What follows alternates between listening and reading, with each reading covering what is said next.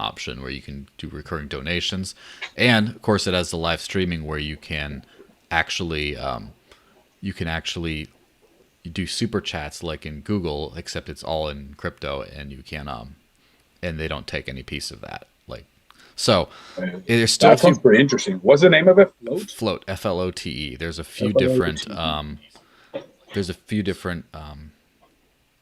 bugs and things I really hope they get figured out. They do have an AMA later today, like this evening. But anyway, it appears we're live. Hey everyone, it's time for the intro graphic. I'll see you guys in a second.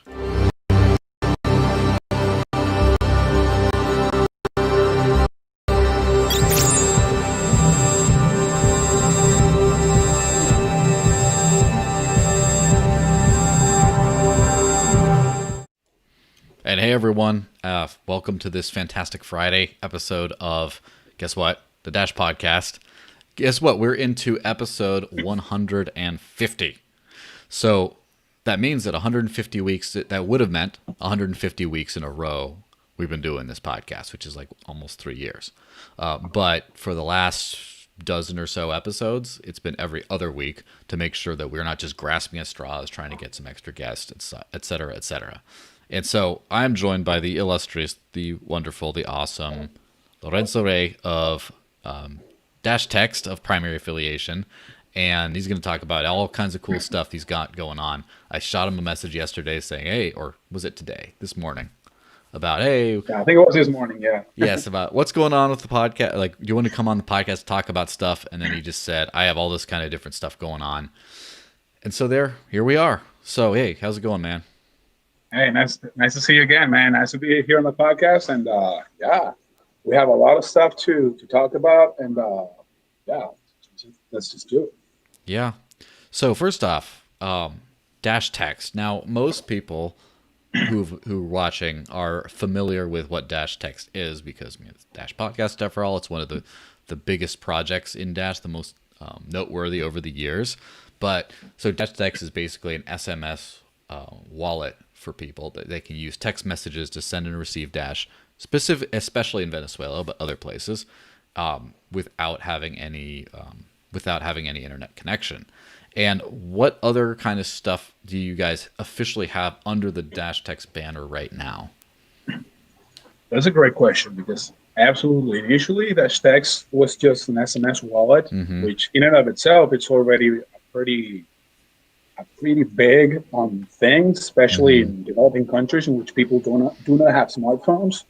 However, it has become a lot more than that. We have been, using the Dash Text platform to create a bunch of other solutions that have turned out to be extremely useful for different kinds of people. So aside from the Dash Text SMS wallet, we also have the Telegram integration, a chat bot, which basically works almost exactly the same as Dash Text via SMS, but it has some added functionality. So, for example, you have a built-in POS inside Telegram using the QR code. So a lot of people do not know this. We have tweeted about it a couple of times. So if you're using the Telegram Dash Text bot, you can actually type QR and the amount in Dash, and you'll get an invoice, an image with a QR code that people can scan. So it works as a cash register all inside Telegram. So that's pretty useful. We also have other things going on. So for example, the charity program that we released last year, we have all kinds of integrations with different exchanges and payment platforms to allow people to do seamless payments. And recently we've been developing another engine that I'd like to talk about in this podcast about payroll, which is very interesting. Yeah, so there's a lot of stuff that we can do with the technology that we initially built, and so why not just do it? We've been working hard both in the core functionality of Dash Text, but also in all the other things that we have been inventing and playing with around. So that's pretty cool. Yeah, and so it seems like it's an entire ecosystem sort of built around not just the SMS wallet kind of concept, but also integrated directly into messaging apps, specifically Telegram. And that is something that, for me, is something I've become more familiar with because I haven't like Telegram and things like that are not as big, I think, in most of the US. And Correct. those specific payment, it's either going to be text, something like Facebook Messenger, or it's going to be something like Signal that's encrypted for the people that care about that, like a Signal or Wire or something like that. Some people use Telegram, but they also don't consider that as like good as far as, you know, the privacy element. And so just like the WhatsApps and the Telegrams of the world, having, and also anyone who has a access to those has access to any kind of app through like an app store. And so, for example, if someone trying to do a point of sale app into Telegram, for a lot of people that they don't understand the significance of that, because they just say, well, I would just download something like AnyPay. They got an app. I just download and use that as a register on my phone.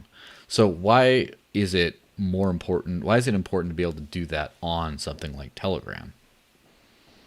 Absolutely. So you're right in the sense that in the US specifically, people are not that used to using messaging platforms other than SMS or iMessage for iPhone users and that kind of stuff. However, in the developing countries, specifically Venezuela, people use chatting applications all the time. And this is the case in the rest of the world. I think the US is an exception to this rule, but Yeah. everyone in the world uses WhatsApp or Telegram. Telegram is like the second most used chatting application, and it's been growing a lot in Venezuela, specifically in the crypto community. Everyone who's in crypto in Venezuela uses Telegram because Telegram has this thing called channels, which WhatsApp doesn't have. And basically, if you're into trading or mining or cryptocurrency in general, there are a lot of crypto communities in Telegram that people go into. And so the ability for you to have extra functionality inside of the messaging applications that you are already using is super powerful. So, for example, I wrote an article a few months ago of why you should be using Dash Text even if you have a smartphone. Because the natural thing is, oh, okay, so I have my wallet, so why do I need to have another wallet in my messaging application? And so the answer to that is that specifically and most importantly for your average Joe, the regular user, there's still a barrier of entry to any cryptocurrency. Even Dash, there's a barrier of entry. Downloading the wallet, having an application take space on your phone. Like lots of people do not have enough storage on their phones to be installing new apps. And that's specifically the case in developing countries like Venezuela. Even if you have a smartphone, the amount of memory, the storage that you have is limited. So installing a new application, people are not so cool with that. We're having tons of applications in their phones. So being able to just show someone Dash for the first time using an application that they are already using and that they have already installed, I can just send you a Dash Text invitation. Say, send $1 to your phone number. And before me even mentioning anything, you'll get a text message saying you receive $1 in Dash. So when I start talking to you about Dash, you already had a great first experience. Hey, I just got this Dash right here. Reply start to accept it. You reply start, you already have the money. It's so seamless and so easy that in order for you to act as a Dash ambassador, I recommend everyone to use Dash Text as an ambassador tool just to show people Dash Text for the first time. And that's why we recently starting this year, we changed our slogan to the first step into Dash. Because our initial idea was to have Dash Text be used for people without smartphones, but it has become a lot more than that. And we really feel like Dash Text is the first step into Dash. So for starters, specifically for people who are not crypto savvy, who are not already using any other cryptos, Dash Text is just like the easiest way for people to get started. And I have certainly gotten dozens of people interested in Dash just in regular conversations, family meetings, friends meetings, just by sending them Dash Text invitations. Yeah, I didn't quite understand this until I used it more recently, because I obviously you want to test everything out. I use Dash Text. It's fun. It works. It's always a little clunky for me just because I kind of skipped from being a person who only used like an old person, only used like the phone function on the phone, to just being all about apps and stuff. I sort of skipped over the big texting phase, where I have a little bit, but like text commands were just a little bit strange for me. But I do remember I was demonstrating at a VC firm in Chicago, I believe it was last year. And as I remember that. yeah, trying to get them to send and receive the QR codes, and they could kind of do it. But as soon as I said, what's your number, and just text send this much to here, and then they get it, all of a sudden you could see their face light up. Everyone wanted to try it, because now it wasn't just, oh, use my weird little app that I use that could. It's like entering their phone world. And unfortunately, I think that it's one of those things where, as you said, it's the first step in. People understand that this is real money because it can interact with their phone. It's something on a very animal level of people, where it's someone's trying to sell them some bullshit, and then they don't buy it. But as soon as it starts touching things they already trust, they understand. And unfortunately, Exactly. I wish that Telegram were bigger in the US, because I get annoyed when I have to open up Telegram, just because that's another thing that I have to open. But Yeah. the thing about Telegram is a lot of people around the world use it, and you can just send messages quickly and a bunch of other things like data, and then have the tip in there. It's like the Discord bot. It's like you get into the Discord ecosystem, and then you get into the Discord ecosystem, and then the Telegram ecosystem. Now, the one thing I can't wait for is there to be username support in Dash Text, which obviously is not possible today because it's still in testnet and things like that. But my pain point in using this stuff is whenever I do type a command like tip someone this much, send this to this person, when I want to go from Discord to Telegram to then my wallet, and then of course when I use my desktop wallet and other things, each one of those steps takes it takes an extra step to do it. It's really annoying. But being able to just log in with the same username to all those devices, and I can just go zip zip zip zip zip, send money all over the place, would be pretty fantastic. Absolutely. And one thing that I want to just mention is that usernames inside Dash Text are actually possible. And right now, the usernames that we use are phone numbers. The reason we have not enabled actual alphanumeric usernames, because people have requested for them, is because we know that they're coming on Dash platform. So we didn't want to, and since phone numbers, because for example, in Discord, you have your Discord username. So it's pretty obvious that that's what you can use.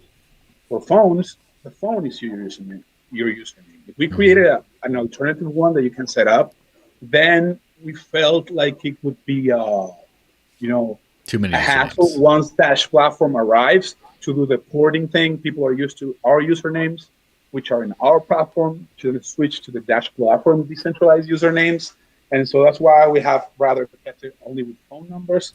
But I completely agree, man. I cannot wait for Dash platform to have live username functionality. Like you can put Dash Text into that, and the experience will be a lot more seamless. And now specifically talking about the thing you were saying with chatting applications, there's this connection that feels really natural to having payments and chat together. And we have seen this all across the globe. Chatting applications are enabling payment inside the chatting applications. So, for example, in China, we have WeChat. WeChat is also people's wallet. And people pay with that everywhere, straight from their chatting application. And it makes a lot of sense, because when you talk to a business right now, you usually chat with that business. In this digital era, people just talk to a store via their social media applications, via their chatting applications. And how awesome would it be if you could just pay them straight up from the chat? So it's all a seamless experience. And so a lot of Western chatting applications are taking note of this and copying it. So for example, WhatsApp is just now releasing their payment functionality inside WhatsApp. So if you talk to a business straight from the conversation that they have, you'll be able to pay them straight from WhatsApp. So this functionality of paying someone straight from the chat that you're speaking to them from is something that feels really natural. And it's something that we feel like if we could actually get Telegram to officially support Dash, for example, so we can get the Telegram folks on board so that they would enable a native functionality so that for example, if I'm talking to you on Telegram right now and I want to send you a tip on Telegram, I will have to get out of your conversation, open the Dash Text conversation to send you money. But if they enable some sort of API in which I could do it straight from the same chat that I'm talking to you, like, get some, let's get some Uber Eats, let's get a gift card. Okay, send me half of that amount so I can buy a bit refill. And I could just send it to you straight from the same chat. That would be a great experience.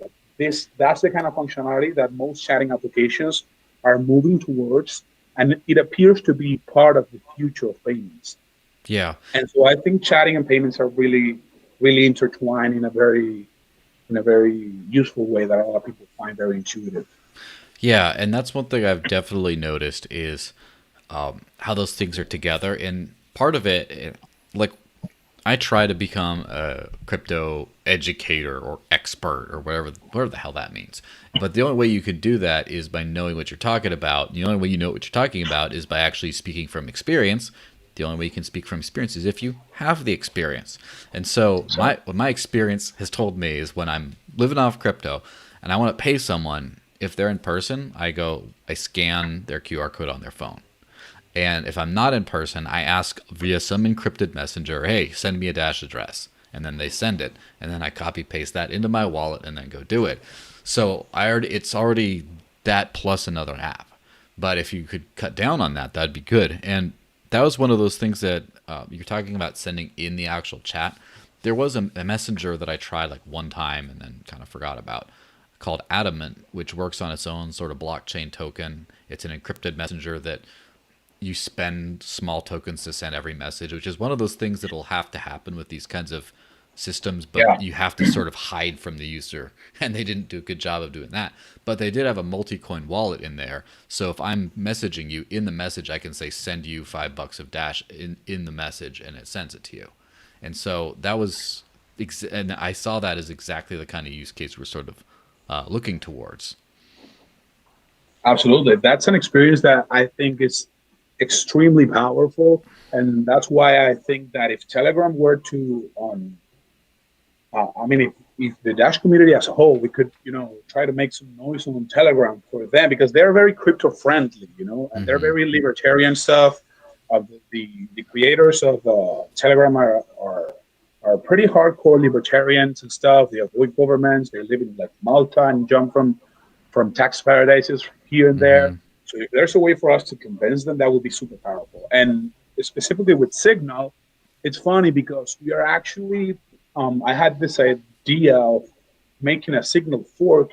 Since Signal is open source, I said, hey, wouldn't it be amazing if we could have a Signal fork that works exactly the same, that is compatible with other Signal users, but it had a Dash Text or a Dash wallet built into the application. So that would be super fun. And that is something that we are studying internally across the team. We have 2 team members who are getting educated on specific Android and iOS development. And right now we just are too busy to give so much energy into that. But it's certainly something that we will consider down the future, because if we could have, one of the most popular chatting applications already with a Dash wallet built into that, like say you have the Dash Signal fork, for example, you could straight from the chat send Dash to someone who's using the regular Signal app, and they would still get it via message, via text message or something, and then they could download the fork with the Dash wallet built into it. So those are things that are definitely something worth considering, and it's still super early. From now to 5 years, I'm certain that a huge percentage of payments are all going to be inside chatting applications. So moving towards that inside Dash, I think is the right choice. Yeah, that's for sure. And that kind of highlights one of those challenges in the space. Is this is a new space, and everyone is sort of trying to do their own thing. Every project wants to do their own username implementation. So, for example, I'm sure every, like Hive and Steemit and stuff have some little username thing. that I don't really see anyone using outside of that. Then you have the Ethereum.eth domains. And I don't have one yet. I will try to get one at some point, but I looked into how they are created and stuff, and it was like, man, regular people are never going to use this. Never going to do that. And the one that I like the most so far happens to be the BSV version, like the hand cash handles or pay mails or things like that. And they seem to work well. They seem to be okay. They seem to be pretty rudimentary, but otherwise, all right. But I don't exactly trust. Maybe I don't understand them well enough, but I don't quite understand the decentralization aspect of that. And also, it's just not as powerful as the Dash one. So the Dash one that's kind of doesn't exist yet. It mostly kind of does, but I see those guys at BSV. I mean, I see a lot of interesting stuff going on in there. Sadly, they have this whole drama and Craig Wright bullshit and all this centralization I see in many aspects. But I see a lot of entrepreneurs building very interesting stuff on BSV. I actually tried Handcash myself. I didn't move forward to it because it didn't allow me to have a wallet straight up. It asked me for a confirmation message, and I didn't want to do that because it felt centralized. Yeah. And so I didn't move forward. But the UI and the whole user experience certainly feels very nice. And the same thing with Twetch. I think Twetch is a very cool application. I doubt that it will gain any traction just because of the fact that this whole micropayments for everything is something that I feel like, come on, man, paying for things like dark mode or for enabling further menus and stuff. I think they have one way down the line for paying for everything. But I think it's pretty interesting what they're doing, and I think we at the Dash community have a lot to learn from different projects that we can implement into a better ecosystem, which is Dash. Yeah, and that's the unfortunate bit. As I said, most of the best of these kinds of things, a lot of them tend to be built on BSV, which is one of the most radically maximalist communities out there. And what do you think that is? Why do you think so many people are drawn into this? First off, to be a Bitcoiner today, to be a primary Bitcoiner is to sort of be a maximalist, because there's all kinds of different technologies, and you say, I like this one the best because this is the original. And that includes Bitcoin Cash, which has a more evolutionary standpoint, a kind of more an idea towards progress, but still is like, well, it's got to be Bitcoin. It's got to be the one that works, and screw all these other coins to a certain minor extent, right? It's not as crazy. And, you will have BTC people who will entertain Litecoin, who will entertain Monero, who will look at a few other projects.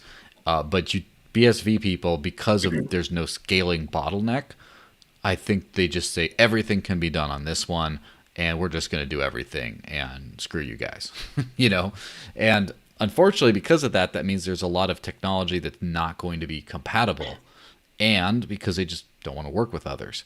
And there's also going to be a lot of technology that they create that is patented or patented, as Craig Wright likes to say, and therefore you can't do the open source thing and build on it and port it to something else. But I do think that, like, for example, the Ethereum community seems to be a little bit more open-minded as far as that kind of stuff is concerned. And then some Bitcoin community people, and then I would say definitely something like LBRY, which is not trying to be a currency at all. It's just, I think that they'd be very easy to work with. And so it would be great to be able to just eventually have the Dash username scheme work its way up in the hierarchy of things. And then before you know it, you have things that are based on that other usernames or other, projects kind of get sucked into like using a Dash username because it's just easier. Now, that does remind me, I do get a comment here or about asking about how you would differentiate Dash Text from Cointex.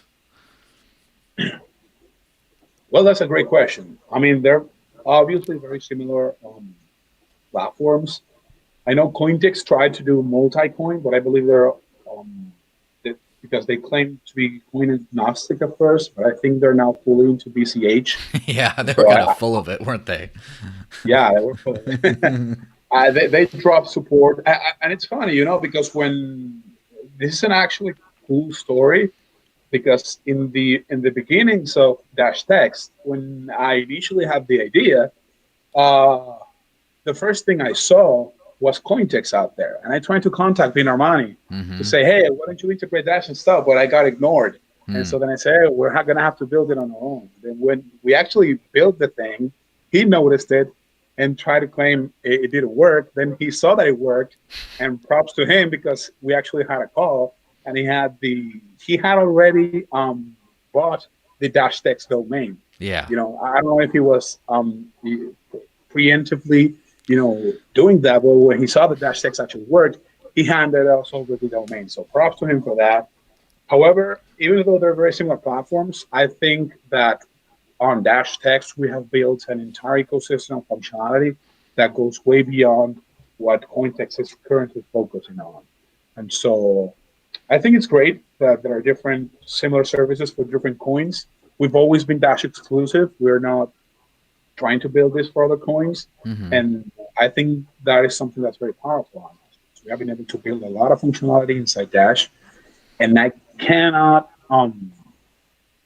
contain how excited I am about the Dash platform. Because reading Oh the yeah. documentation so far, what's going on, the things that we're going to be able to do once it's fully live are super interesting. So yeah, I think we at the core are a very similar service, but we provide a lot of further functionality that goes way beyond what I've seen that they've done so far. Yeah, and that's kind of a it's kind of an interesting story, the tale of two things, because you think that Dash Text is, first off, you'd think it'd be superfluous, it'd be unnecessary, because you have Cointext, and then Cointext adds a Dash functionality, and it supposedly is a crypto agnostic platform, is a business, not just a Dash funded thing, because I do think that like Dash Treasury proposals have a sustainability problem inherent because they're born out of a subsidy, and subsidies are Yeah. great, and some things can turn out very well, but then sometimes you end up just something that doesn't work.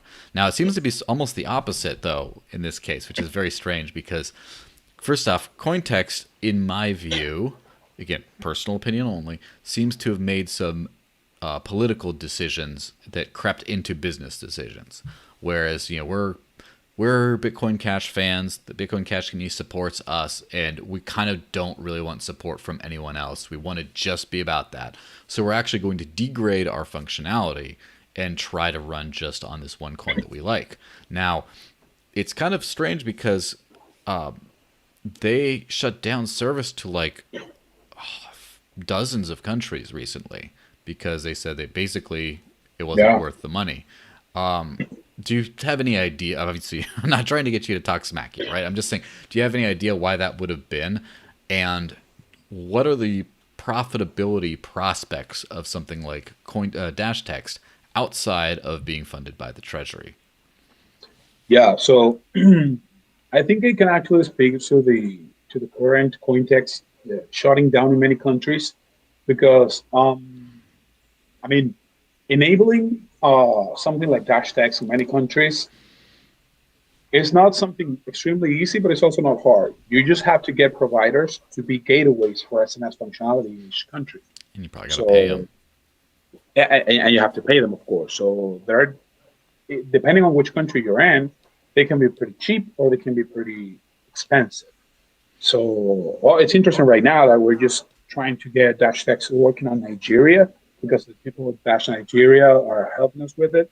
But certainly, there are a bunch of countries in which we're in that basically don't have any volume as well. So we actually decided not to keep growing in terms of countries, but rather focus on the countries that we're actually getting use from.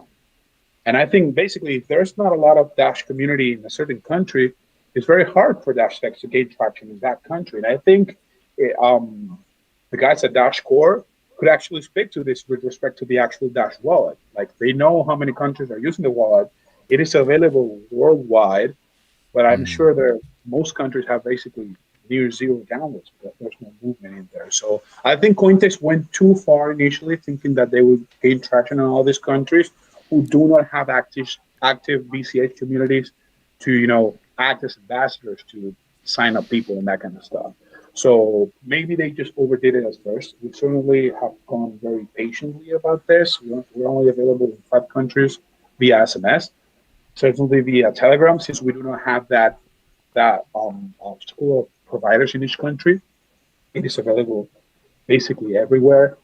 And with regards to the path towards self sustainability, I think that unless you do a whole ecosystem of functionality, it's very hard to do, and that's why we are building all these solutions. And there's one that looks very promising right now, which is the payroll engine, that I would like to speak of later today, because everything regarding text, like Dash Text, doesn't have to only be for transacting via text, but all kinds of functionality for Dash payments that in which texting and text messages are useful is something worth considering. So, for example, with the payroll engine, businesses will be able to pay their employees in Dash, and hopefully we could license that down the line to hopefully make, charge a fee for people to use that.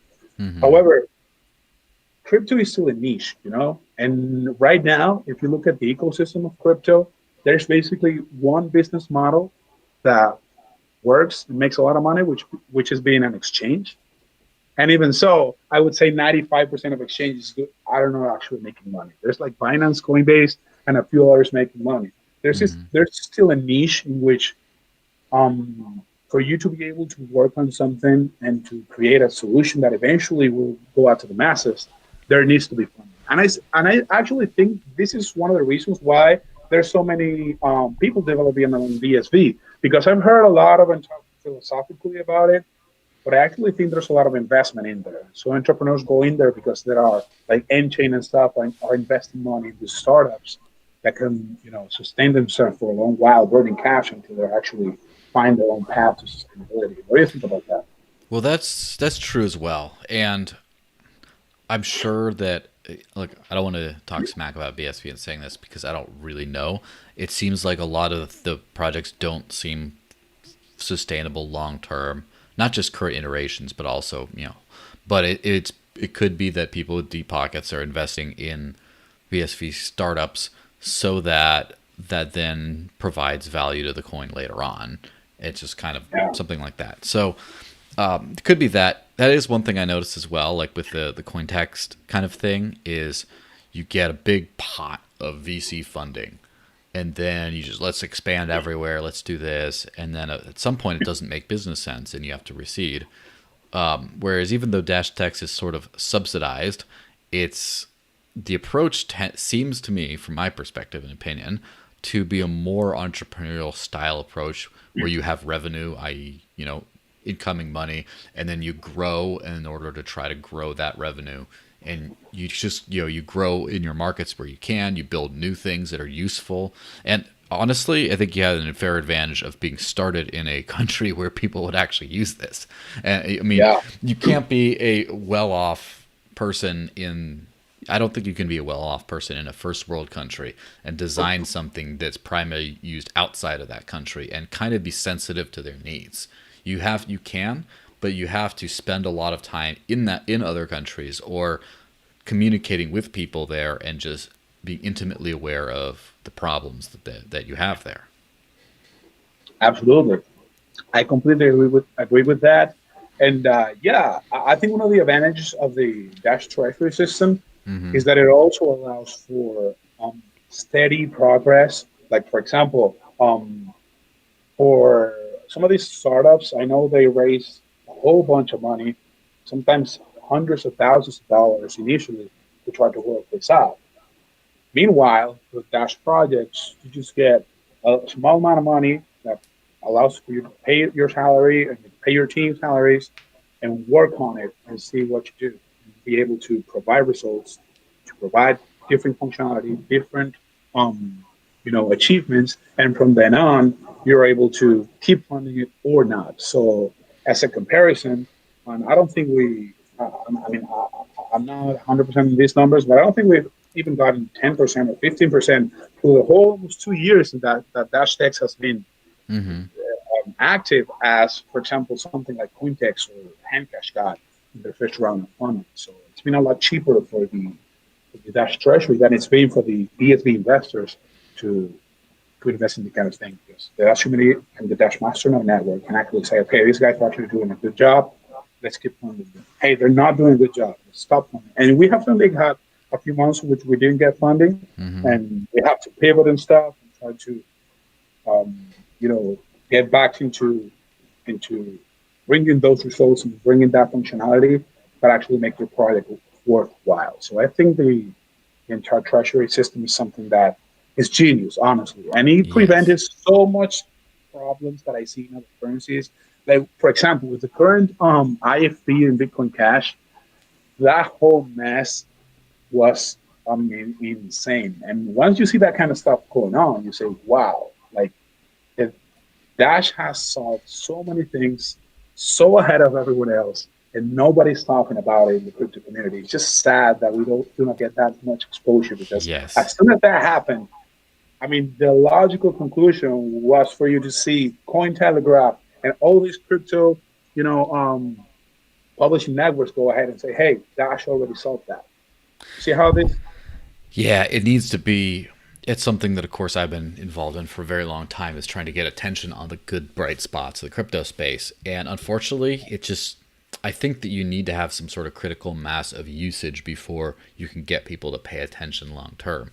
And one of my great examples of this is, of course, the LBRY network. Now, I was paying attention to them since they founded in 2016, and it seemed pretty cool, but then kind of dropped off. And then by the time I started paying attention again early this year, I think they were like ranked 528th or something on CoinMarketCap, which is like known as shitcoin purgatory, just done. Like, there's no coming back from this.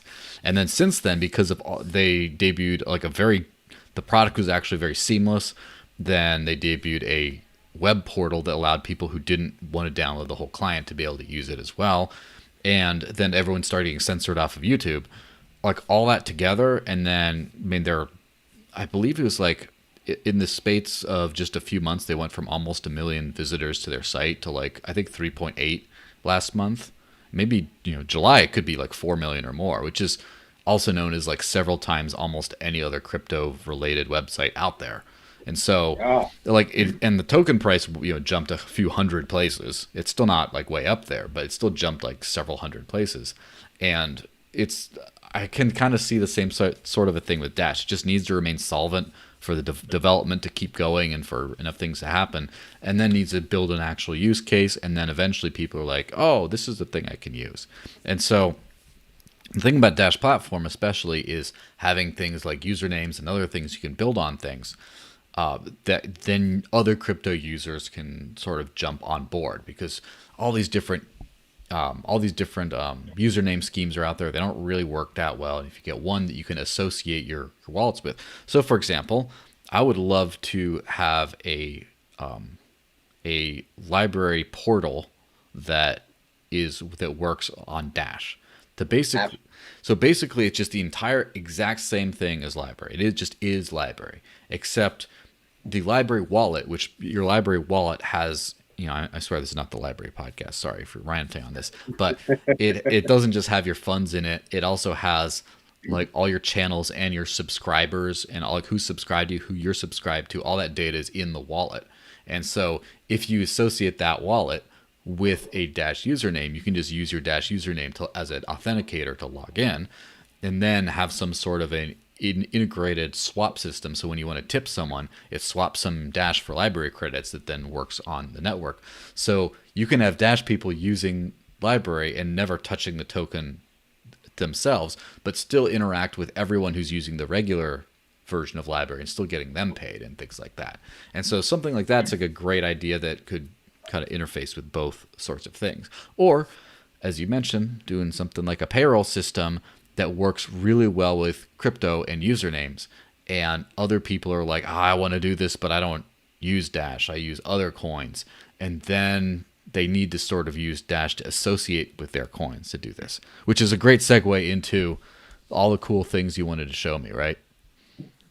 Yeah, I just want to mention real quick that I'm also a big LBRY fan. I mentioned it to you one time that the experience for me was not as seamless due to internet connectivity issues. Mm-hmm. Because YouTube has this amazing thing where they downscale or upscale the resolution Mm-hmm. intelligently so that you have smooth video playback. And that is something that if library could work on, it would be insane. However, I cannot deny their success. And I use library. I have the client, I have the application in my Android phone, Mm-hmm. and I open it regularly. And like, for example, there's this guy, Ivan on Tech, Oh yeah. who's in there. There are a lot of creators that are on there. There's a channel that I love that I've been following for science since like 2012, which is Veritasium, who is also on library. I was surprised to see that Veritasium was on library. They have Mm-hmm. millions of subscribers on YouTube. And it's the perfect platform so that when there's anything regarding like censorship, regarding bad user experience, people can Mm-hmm. migrate to it. And just before we segue into the things that I want to show you, Mm-hmm. I think there's also another product that I think is very extremely useful, or shouldn't I say useful, but entertaining, so that it's useful for those who are entertained using it. And I want Dash to be integrated in that platform. I have tried to talk to people like on Reddit and tweeting at them. They're not paying attention to me. So people out there, if, if we could get blockchain.poker to integrate Dash, I think that would be extremely useful. What do they So integrate here's right this. now? What? What have they integrated so far? They have BTC, BSV, and BCH. These are the three main flavors of Bitcoin. Mm-hmm. They have the BCH is the most used in there, but they soon to use all of them. But the thing is that playing poker online with fiat is a complete mess. And I'm not a big poker player myself. I just know the game. I used to play it in school with friends and stuff. But I know a few people who are actually big into poker, and I showed them blockchain.poker, and they bought some flavor of Bitcoin just so that they could play on that platform. Nice. That's the thing. And so I think getting Dash integrated into that could be extremely useful because poker players, I mean, suffer trying to get their fiat in and out of the platform.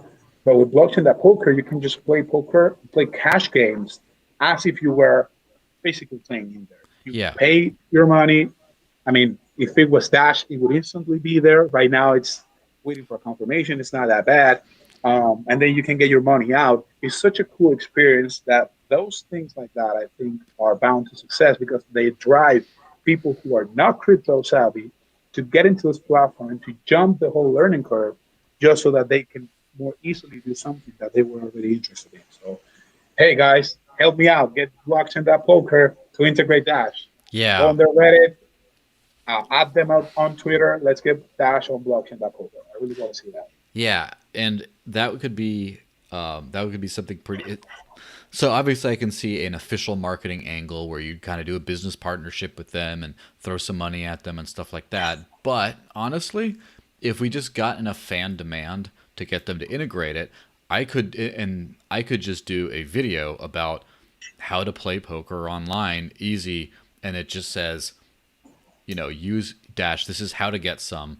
Unlike the other coins, deposit, it shows up instantly. And then get this video circulated as much as possible. And like, I don't have to be official. I'm not officially associated with Dash, right? Even though this is a Dash podcast, who cares? I'm not officially associated, so it doesn't like reflect badly on the core team if they're like, we shouldn't be involved in gambling or whatever. And something like that could really like take off. But that's another great thing. I was talking about the username pain point about people want user readable names and accounts and single logins and things like that.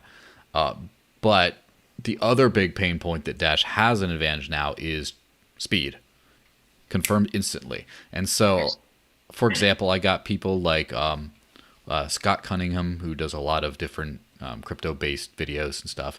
I got him to use Dash on BitRefill because when you buy something on BitRefill, it's just instant with Dash. And same thing with David Bond, the big Bitcoin Cash guy who has like, 500,000 subscribers on YouTube.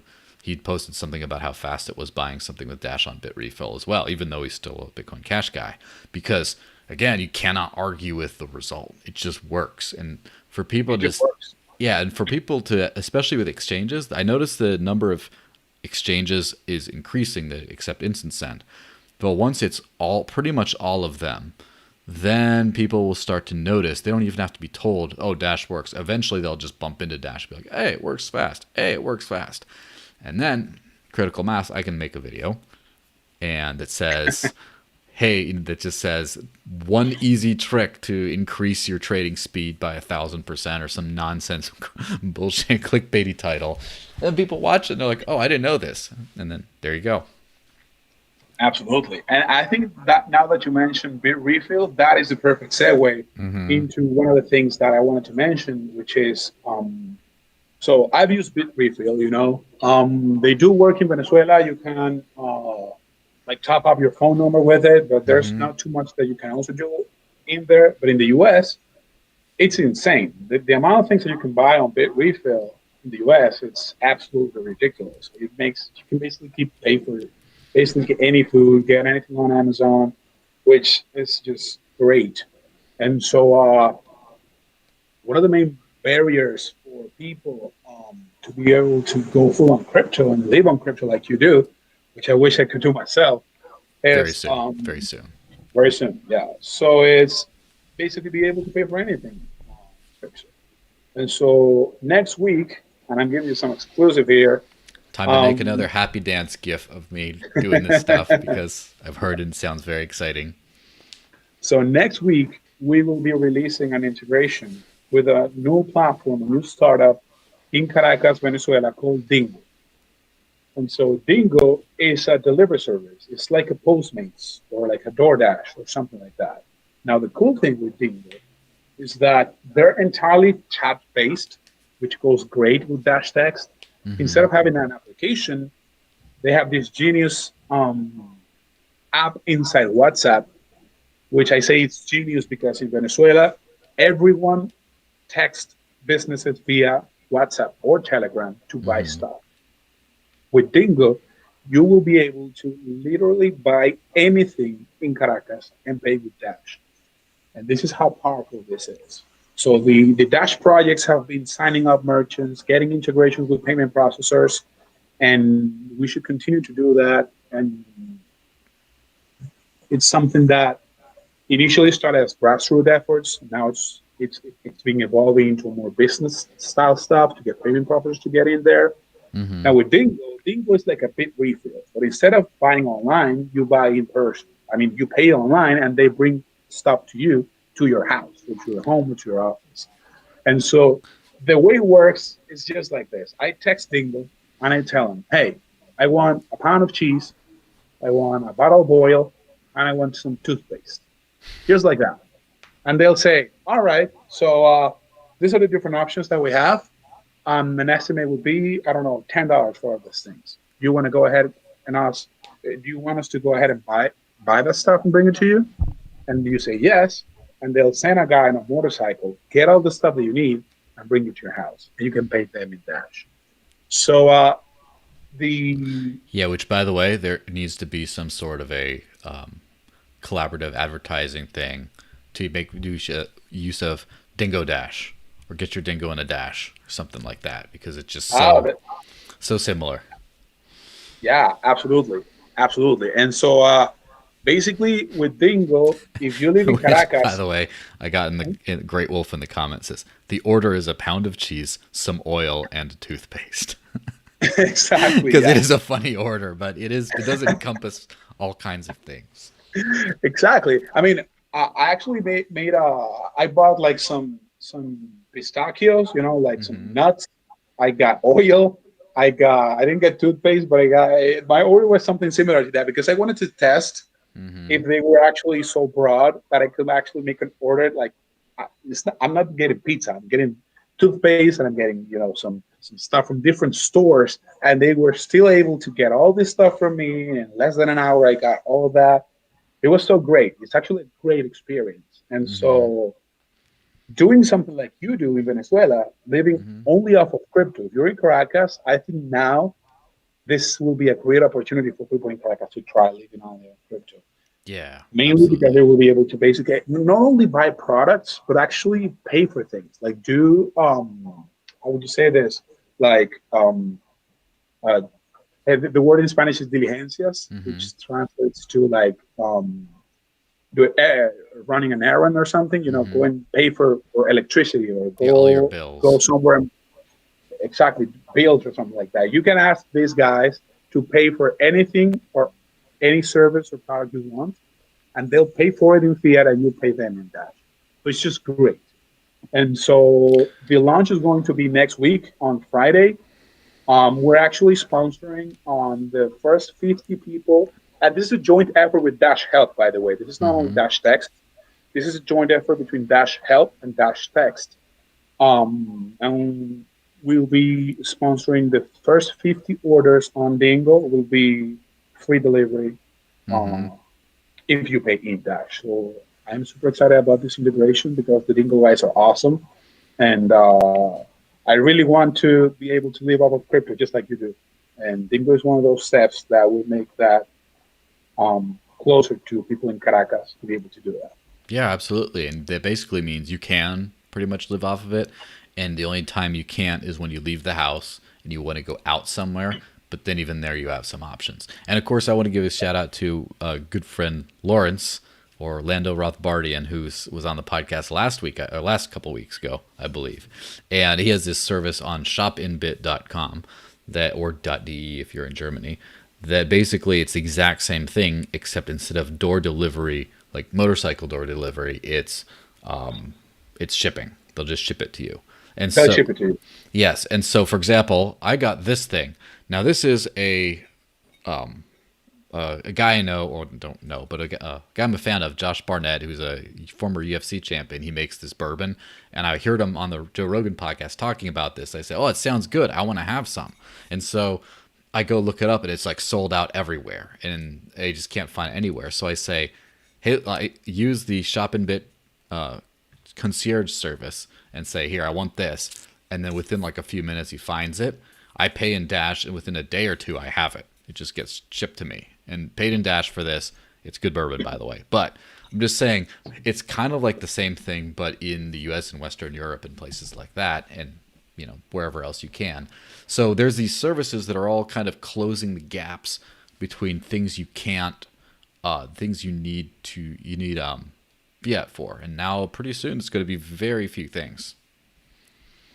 Absolutely, yeah. So I would encourage everyone in Venezuela to just follow at Somos Dingo is their Instagram username, Mm-hmm. and starting next week you'll be able to get whatever you want in Caracas with Dash. We're very excited about this, and the Dash Help team, like we did the integration. You can pay with Dash Text, you can pay with your regular Dash wallet, Mm-hmm. and the Dash Help guys did an amazing job teaching their employees. They have a beautiful presentation, and we'll be doing the, the the the entire follow-ups, working with them with an issue they have. So this is a joint effort, and Giorgio is not here. Maybe he can be on the podcast some next opportunity from Dash Help. They did amazing work on this integration. So well, I'm not going to take credit only for that. This is joint effort between Dash Text and Dash Help Support Center. Yeah, and when we talk about good news and things like that, there hasn't been a lot of coverage of Dash ever. Let's be honest, ever. At some point there, for a few years, there was Dash News, which basically was a proprietary publication that myself and Mark Mason mostly ran, and wrote a bunch of articles and got some coverage, but still it's like an internal system. And then of course in between we've been trying to get other publications with mixed results, sometimes great, sometimes not. But right now there's not a lot of articles covering Dash, and that's why all this awesome news is coming straight on the Dash podcast, which is not stopped. But one thing I do want to restart, and this is a good point to sort of slide that in there, is I'm going to start writing news articles about Dash again, starting next week. Now, instead of on that site, on like a website that is, or with Dash branding, I use Digital Cash Network, which is where this is appearing on either YouTube or wherever else you're watching. I'm going to start using that banner to start publishing articles on a few different sites like Publish0x, and of course on LBRY and on Hive and on Uptrend, which is like a incentivized Reddit thing. And through all of these kinds of things, they all have little tokenized ways of monetizing things where you don't just like Steam it in the past, you do a little upvote and get some money. LBRY is the only one that makes you actually tip people. But anyway, so I'm going to be, leveraging the Dash community's help to go give lots of traffic and lots of tips and stuff like that so I can keep doing this. But more importantly, I think I can get a bunch of articles on some of the front pages of these sites regularly that talk about awesome things like you're talking about the Dingo Dash partnership. And pretty soon we should have a whole lot more attention on Dash once more. This time not subsidized by the Treasury and the whole political nonsense that comes along with that. So yeah, it's I still have a very high hope for the future of Dash, especially when all these awesome things keep happening. And I think that just like any problem, and I'm sure you've walked back things in Dash Text before, where you're like, I'm going to try this, and you do it for a while, then after a while you just look, it just didn't work that way. And either you abandon it or you find a different way of getting it done. And so people have tried to crack the problem of how do you get attention on Dash when it's doing things as well, if not better, than almost every other project out there. Obviously different things in some cases, but it's doing really well. But no one's paying attention to it. Really, no one really wants to talk. It's such a hard problem, and so I'm trying to crack this problem, and I don't know. I think we're in one step closer to the truth, but we'll see. Yeah, I think one of the main things that we need to accomplish in order for us to get Dash past that barrier, because I do think there's a lot of, and we all know this, in the crypto community, there's a lot of hate towards Dash. And it's sad because Dash has solved so many problems ahead of everyone else. And so, I don't know if I've said this story before, though. When I got started on crypto, obviously the first thing I tackled into was Bitcoin. And the first opinion I had on Dash, and it was not a well-documented opinion. It was just something that I heard, and I just repeated it from the guys who I was talking to at the time. The first thing I heard about Dash was Dash is a scam, pre-mine, blah blah blah, and I'm like, what the hell? And after the Bitcoin fork with Bitcoin Cash and the whole mess that it was, that I actually started to open my mind to. I was in 2017. I started to say, hey, let me look at other projects and see what's out there that's actually good or better than this, because this was a mess. And then I found Dash, and I was blown away by how can these people hate this so much? It's such a great project. So now I went on a tangent right there. So going back to what I was trying to say, going back to what I was trying to say is that I think that we need to get big players, big successful companies, big successful startups to go in on Dash to break that barrier. So for example, absolutely. Dingo is one of these things that it's going to be pretty big in Caracas, but they're still starting. But something like, for example, Telegram.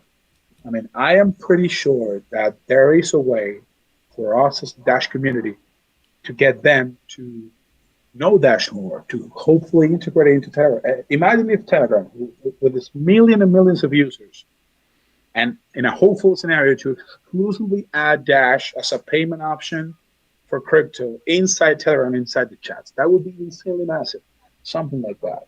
Or even going further down the line, if, say, Amazon accepted Dash directly, or if Tesla and Elon Musk, if Elon Musk started tweeting that he fell in love with Dash, and now you can buy a Tesla with Dash.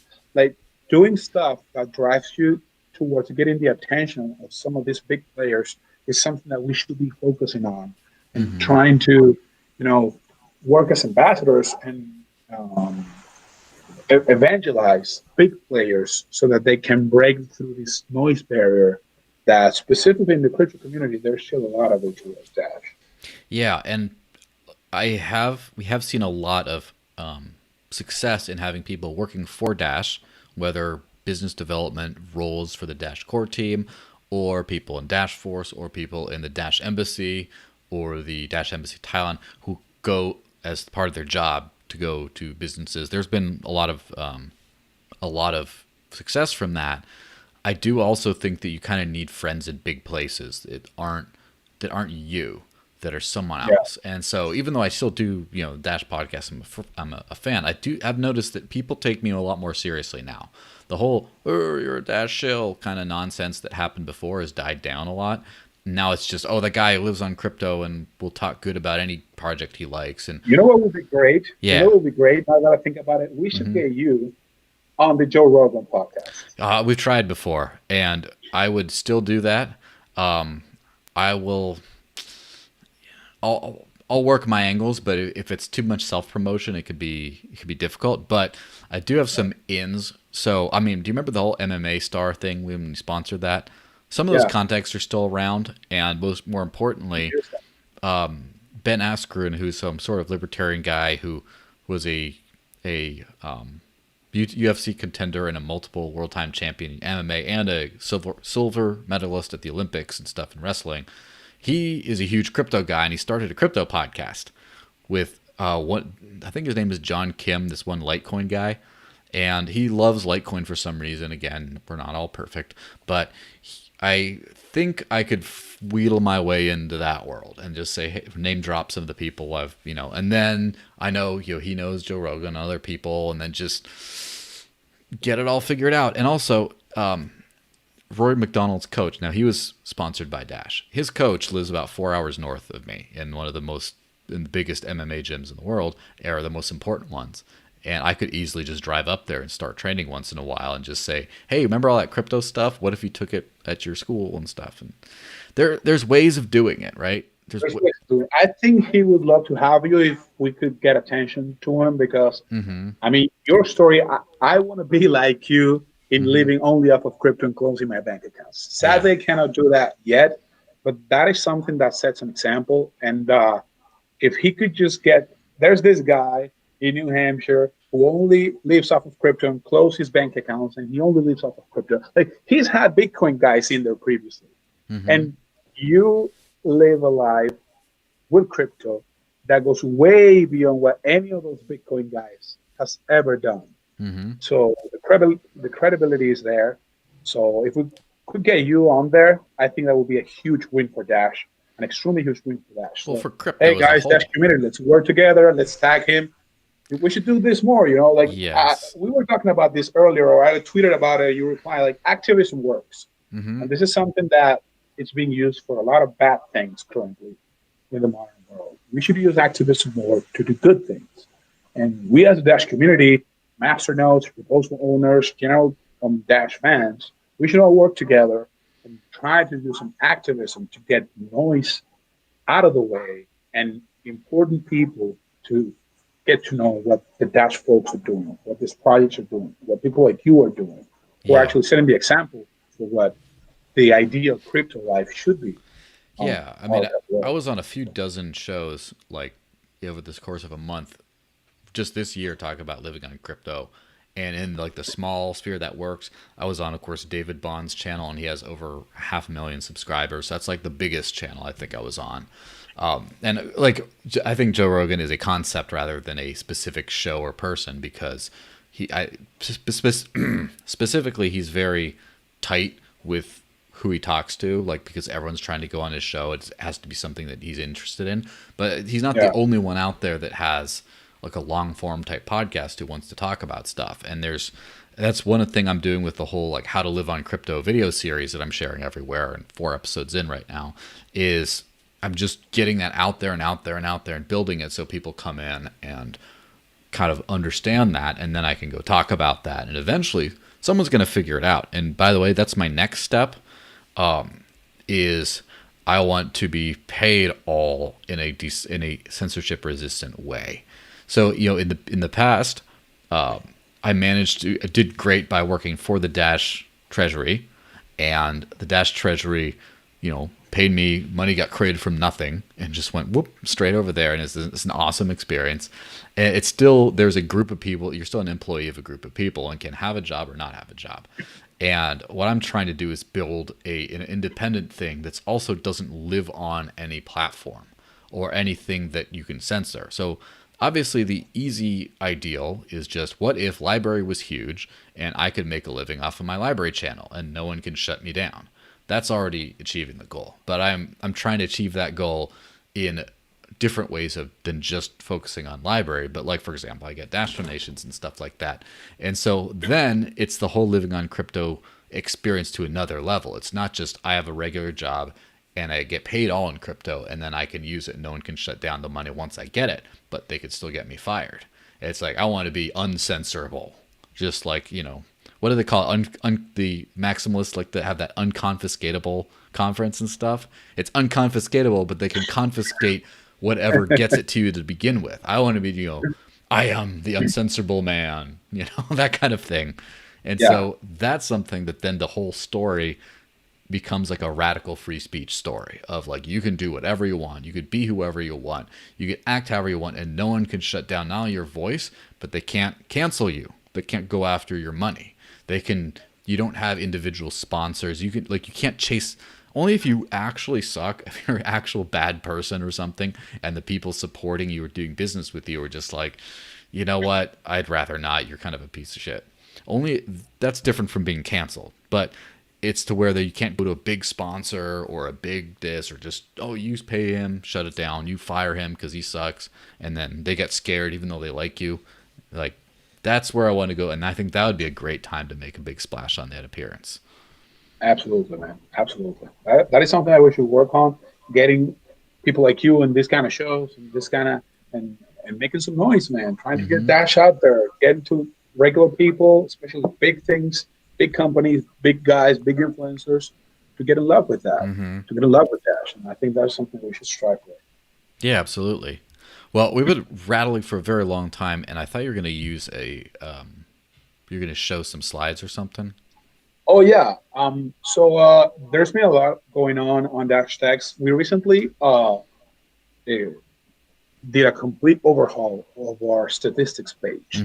So Dash Text, the only metric that was being reported was transactions. And so transactions have been going down. This is true from last year that we got up to an average of 1,000 transactions per month.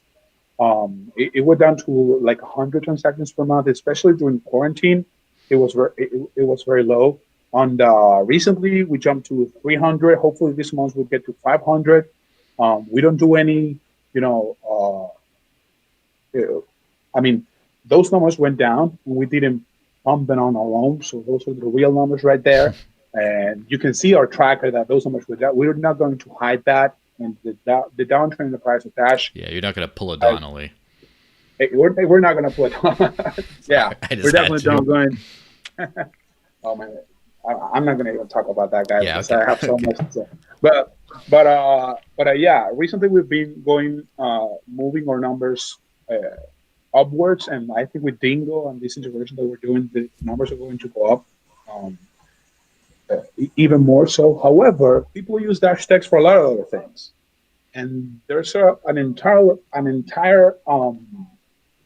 group of interactions, which are basically commands that people use in Dash Text every day or many times. So we have the balance command, which is people asking for their balance, seeing how much balance do they have, and checking if the price went up or down just based on if their balance in place or not.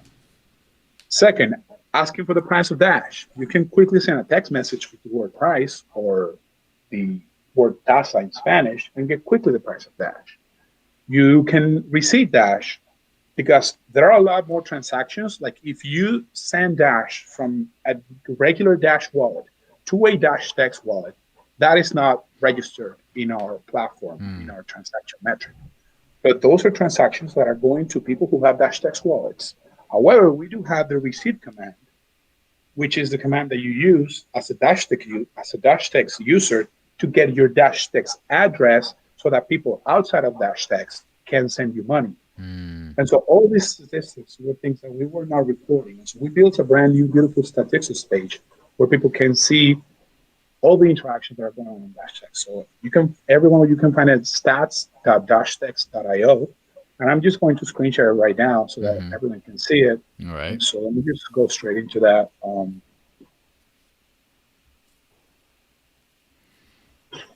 Yeah, I think that's an important metric because, all right, so is this the one, the transaction receipt? Yeah. All right, let me hit the big screen. So, local transfer, debit account, credit account, beneficiary. Oh no, Oh, I should. That should not be what you're seeing right now. You should be all seeing the right. Dash Text this page. All right. Well, change it Okay. to, I mean, I'm in there right now. Let me just stop sharing right now. Oh, I made a mistake. Oh, I'm sorry. yes. This is just a second tab that I had open with.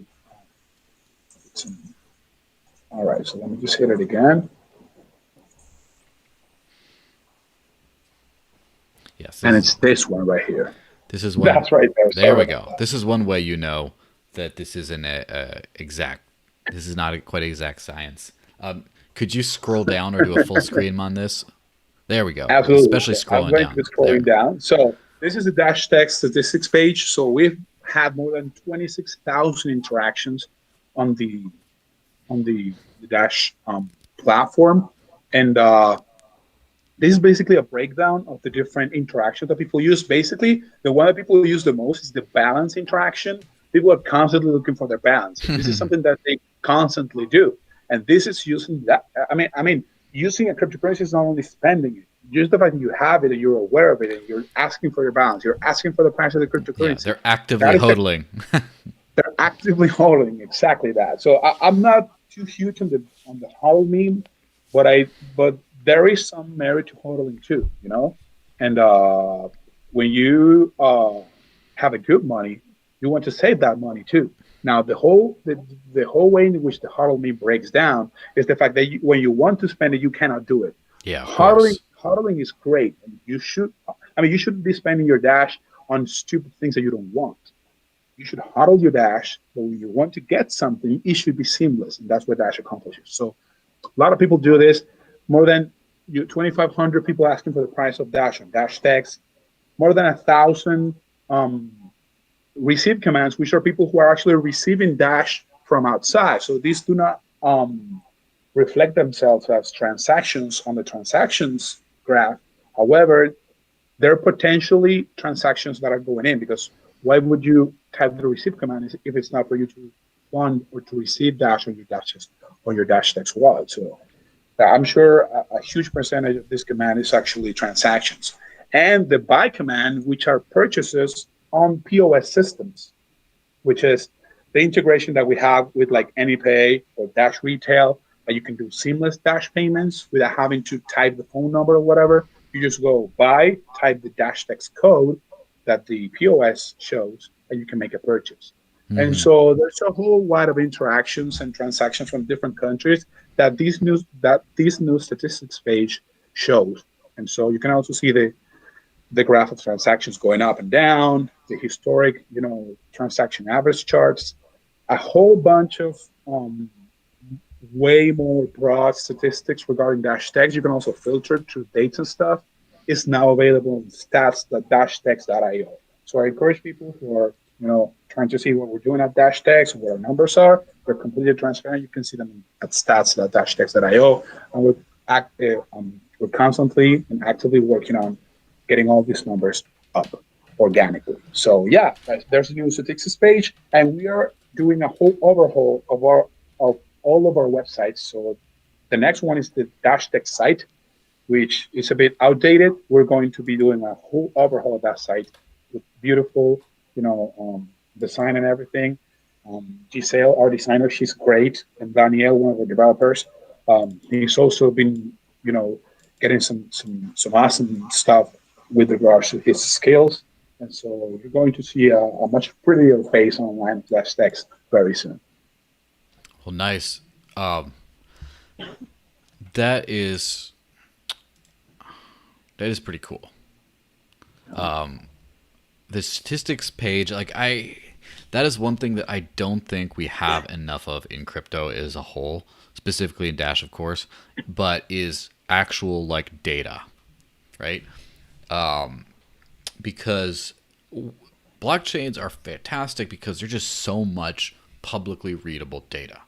And it's just what statistics do you pull from that data? A lot of people, how many transactions, how much money was sent. That's kind of it. But there's like the median transaction value, which is more of what a typical payment would be like.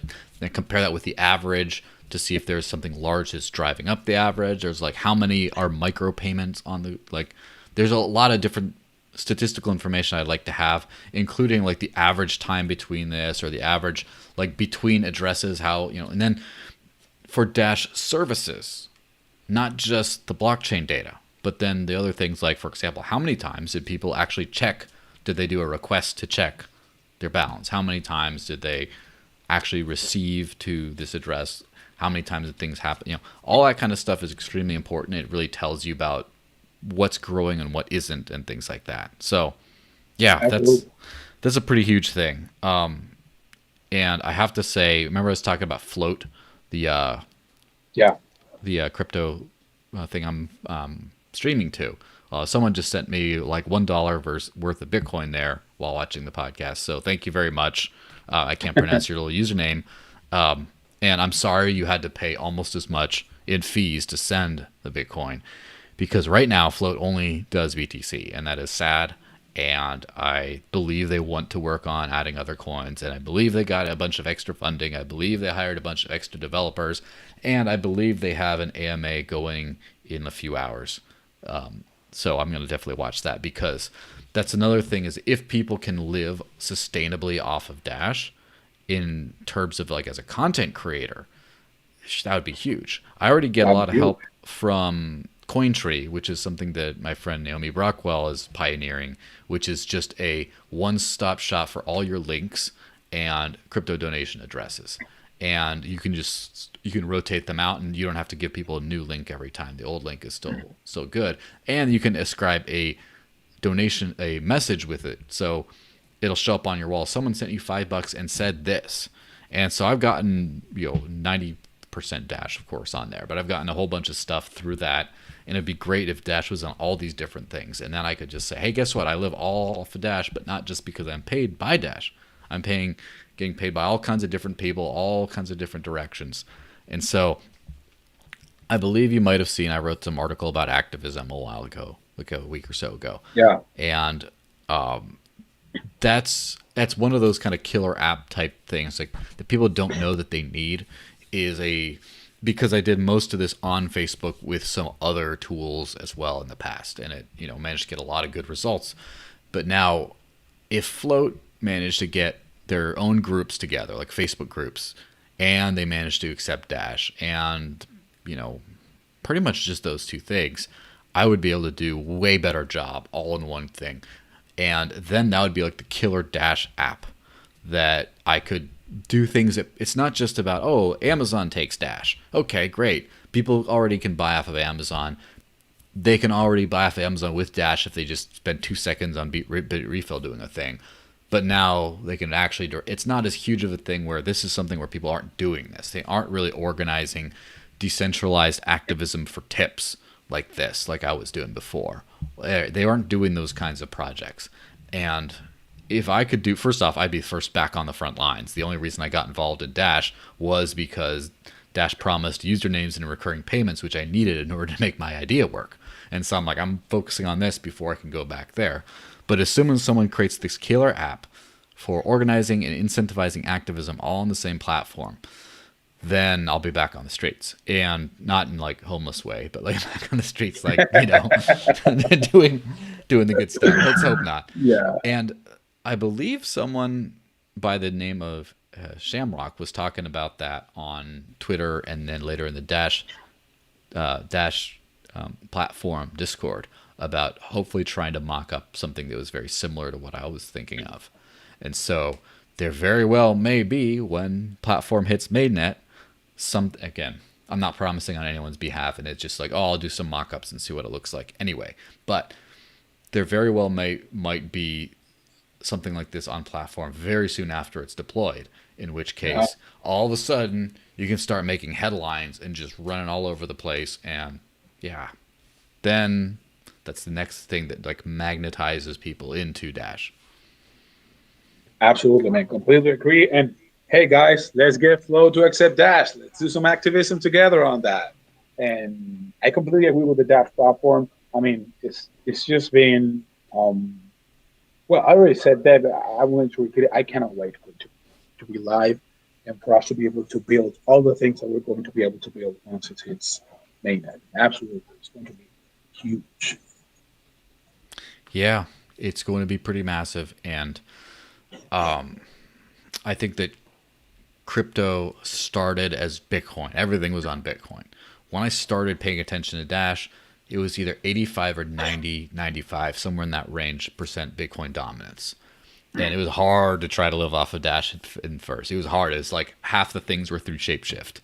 We were to Yeah. switch it over, and it's like, oh, but now it's like easier, I think, than living off of Bitcoin is living off of Dash. Now, but after there was the alt explosion, right? There was a big explosion in altcoins, and then altcoins in the definition of non-Bitcoin cryptocurrencies that are very similar, just a little different, like an alternative. But now I think the concept of an altcoin is old because there's so many different projects that have nothing to do with Bitcoin that are all kind of in the same ecosystem. And everyone's building everything. It's exploded out. And I think at some point it's going to contract back in when, like, why do we need 5 Bitcoins? They're just going to be 1 or maybe 2. And why do we need 5 different privacy coins that are all that all do nothing but send and receive like money, but they all have a different way of approaching privacy. Eventually, they'll either be 1 or 2, or the other projects will still have their own different form of privacy, but will focus on something other than just transactions. And then eventually, all these different platforms, all the different usernames. I can't wait till there can be only one, and digital cash is the one that everyone uses for sending, receiving basic payments, and everyone uses for their identity and like their username system. And then there we go. Then we win. Yeah, so there's this great thing that actually Dash platform could potentially enable. And I want to take the time to talk about this because I completely agree with Masternode Deep Blue on this, which is stablecoins. So I think stablecoins are something that are definitely useful, and it's something that we could potentially do on Dash platform. So I am a huge fan of DAI. You know DAI, right? Yeah, in fact, when I write stuff on Publish 0x, including the upcoming Dash news articles I'll be writing there, some people tip me in DAI. That's great. Yeah, so DAI, it's an extremely interesting project, and because they're trying to achieve stability in a decentralized way, differentiating themselves from like Tether and all these centralized stable coins. So the way they do it is with the maker holders, which you could say are a little bit like masternodes. They have a smart contract in which they automatically, reduce the supply or increase the demand so as to keep the price relatively stable. And that is something that on Dash platform, masternodes could potentially do. We could have a twin coin, a stable Dash coin that masternodes could, earn money. Stake money and earn rewards for them keeping the stability of the coin. And I think that is something that is worth considering and something that I'm a big fan of. I have used DAI. I've created my own DAI using the smart contract. But it's pretty difficult, even though with the tools that they give you, it's not that hard. An average Joe is not going to be able to do that on its own. And also you'll have the problems of gas. For you to run anything on the Ethereum network, you need Ethereum to pay for gas. So yes, I have DAI. I actually have some DAI right now in a wallet, and I cannot move it because I don't have Ethereum on that wallet. So that's kind of the problem. Yes, and that's a short tangent that could be a huge article or something like that at some point, which is how Ethereum is the biggest player in crypto. I move over Bitcoin. Ethereum's the number one in terms of usage, in terms of like when you look at that's the thing is like Dash used to be number 3 on market cap. And now, then it went down to like in the top 10, but now it's like 26 or 7 or something. And some of that is like, oh, it's so sad. But then you look at what's in there and almost half of the projects in the top 25 or so are Ethereum or its tokens. Ethereum tokens. Almost everything. And for example, you mentioned the gas problem. And I hate to say that I got a gas problem because that makes the ladies afraid. But um, when I withdrew my published 0x earnings to go shift them into Dash, because of course I'm not going to be able to, I can't use basic attention token to buy my drinks or whatever. But there's basic attention token, loop ring, and Dai. And I couldn't use any of them without a little bit of Ethereum to serve as gas. And that was just such a pain to be like, oh, I got to shift over another little bit. And then it sucks. And especially Ethereum fees and the scaling problems and stuff. If they're doing so many good things, but then I think something running on Dash would really work. Now, Absolutely. we're running. I mean, I think, okay, yeah. Yeah. So let me just, I want to show you something real quick, which is the payroll engine, which is like the last thing that I wanted to show you here on the podcast. Um, I don't know if we have time for that. How long is it? I could make it under 5 minutes for sure. Yes. So here's a question, which might be, do you think it could be a whole other video, like a video interview that maybe you could do that's not live? Okay, yeah. I'm sure we can make it on Because video, yeah. I'm thinking of like, if there's just so much cool stuff and content, there's only so much demand that people would have to just watch the Dash podcast here. But if I turn it into a separate video, then people would go, then we get double the exposure out of it. So Yeah, I mean, I think a video could work nice, although the platform is still in beta. So I'm not going to show it. I'm just going to mention it. So we developed a payroll engine to allow people to pay their employees in Dash. And right now, the Dash Help, Dash Text, and Dash Moving Parking teams are part of the beta. And it's pretty bare bones and ugly right now, what I was going to show you. So it's just better that I didn't, but it works. And it's going to be a great tool for Dash businesses. Starting with Dash projects, we all already have. Like, we have 7 people in the Dash Text team. I believe Dash Help has like 8 or 9. Dash One Parking a similar amount. So it only makes sense for us to be the first one to start using this tool to pay our employees in Dash. We can also later do this for other businesses, like the Dash Core team. Like Dash Core team. And I've been talking about with Ernesto to hopefully get businesses in Venezuela not to pay the full salary, but part of their salary of people in Venezuela in Dash. And as many people know, I own a couple small businesses in Venezuela, and I'm going to start doing that on my own businesses just to lead the example, just to pay a fraction of employee salary in Dash using this platform so that they can start earning some Dash for companies that are not Dash related. So yeah, I think it's going to be very useful, and yeah, we can record definitely a video about that, and I can show everyone how it works. Well, excellent. Well, I think this has been a giant dumping of enthusiasm, excitement, and cool things coming out, which it's like it's like, hey, like all we had lined up was, hey, let's just talk about what you got going on. I didn't know we could talk about the delivery thing, but it was just like, oh, talk about what's going on in Venezuela, Dash Text, and then the new stats panel. But then, like, imagine all this stuff came out because not only, is there a lot to be done, but there's a lot being done. And so thanks very much for being on. And everyone who's watching, where can they find the most about your work? So going to dashtext.io, which is our website, which we're going to be updating soon. And also on our social media. We're mostly active on Twitter. We post constant updates on Twitter. I mean, the guys on the Dash Text team, both Jose, Juan, and Andres, are constantly tweeting and recording videos, playing with Dash Text, showing people the tips and tricks that they can use. Recently, Juan made a video about all the cool things, the tips and tricks that people can use on Dash Text. So at Dash _text, that's on Twitter, at Dash _text. That's where we post most of the things. We also are Dash Text on Instagram and on our website at dashtext.io. So we're going to keep building cool things for the Dash ecosystem, and hopefully you guys will find them useful.